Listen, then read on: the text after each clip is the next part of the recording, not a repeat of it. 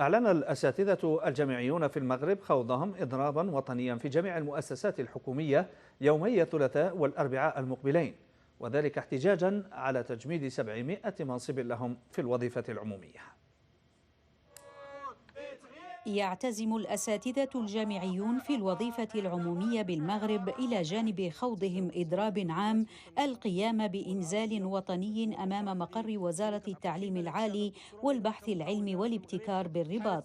بسبب ما وصفوه بجمود ملف الأساتذة الجامعيين واحتجاجا على خرق الوزارة قانون مالية 2022 بحسب بيانهم. وقال عضو اللجنة الإعلامية للاتحاد العام الوطني للأساتذة الجامعيين بالمغرب عبد الرحيم شياطي في تصريح لوسائل إعلام محلية إن قانون المالية لعام 2022 خصص مناصب تحويلية تدخل في إطار تسوية وضعيتهم بالوظيفة العمومية، وعددها 700 منصب، والتي تم إقرارها في الجريدة الرسمية، إلا أن الوزارة قامت بتجميد هذه المناصب بحسب قوله. وفيما يخص مخرجات الحوار الاجتماعي، أكد شياطي أنها لم تتطرق لملف الأساتذة الجامعيين بالمغرب على الرغم من المراسلات العديدة التي قام بها الاتحاد، مبرزا أن هذا الملف عمر طويلا ولأزيد من عقدين من الزمن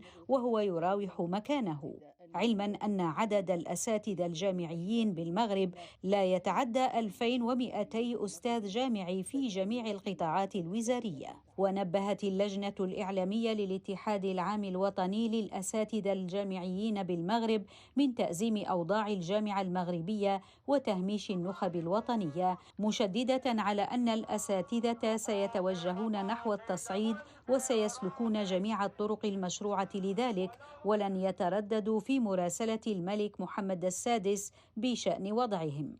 وكانت النقابات الوطنية للأساتذة الجامعيين في المؤسسات العامة قد طالبت الحكومة المغربية باتخاذ مبادرة حقيقية متمثلة في تغيير إطار الأساتذة الجامعيين بالإدارات العمومية والمؤسسات العامة في نظام أساسي للأساتذة الباحثين، أسوة ببقية الأساتذة بوزارة التربية الوطنية والقطاعات الوزارية الأخرى التي لها أنظمة أساسية للأستاذ الجامعي المكلف بالبحث.